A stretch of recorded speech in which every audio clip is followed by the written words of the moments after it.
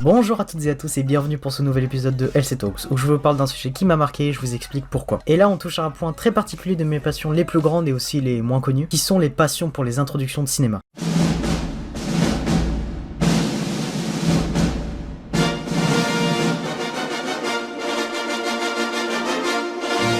Ceci est l'introduction de cinéma du studio 20th Century Fox de 1994, réalisé par Kevin Bird dans le studio Flip Your Lide Animation Studio. Ils ont fait quasiment toutes les introductions de cinéma d'Hollywood, et Kevin Bird était un ancien producteur de Fox Star Productions, qui était la branche documentaire de la Fox, devenue Star entre-temps. Je prends cet exemple-là parce que le logo de la Fox, c'est le logo qui a pris une trop grosse partie de ma vie.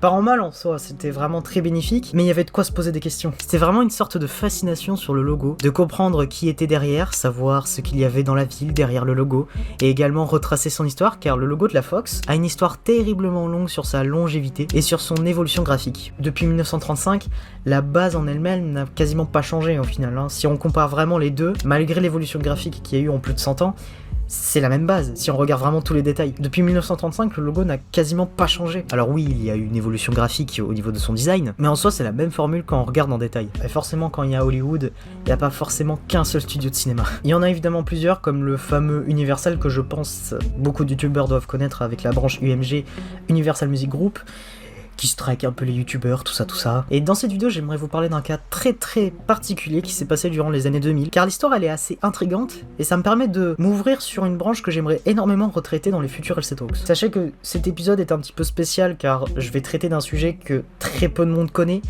et aussi très spécifique. Je vais essayer de faire de mon mieux pour vous rendre ce sujet intéressant et passionnant, parce que vraiment ce sujet est très particulier, dû à son mystère un petit peu, et aussi des faits assez surprenants qu'il y a autour du logo. Laissez-moi vous raconter l'histoire du S from L, le logo qui a terrifié des générations entières.